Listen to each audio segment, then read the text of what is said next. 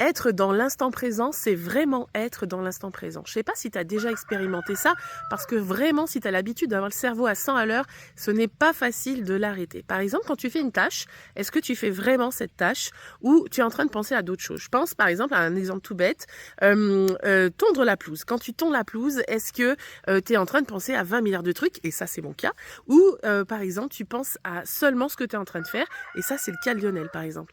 Et c'est un vrai enseignement pour moi, par exemple. Donc, je t'invite à aussi réfléchir là-dessus parce que moi, je suis déjà en train de penser à ce qui se passe après, ce qui s'est passé avant et comment j'anticipe beaucoup de choses. Alors, ça me permet de gagner beaucoup de temps, d'être plus rapide sur certaines tâches. Mais par contre, c'est vrai qu'au niveau de la charge mentale, c'est pas terrible. Donc, c'est même très épuisant. C'est même, voilà, t'es au bout du roule rapidement. Donc, c'est vraiment important de revenir à je suis en train de faire une tâche et je fais que ça.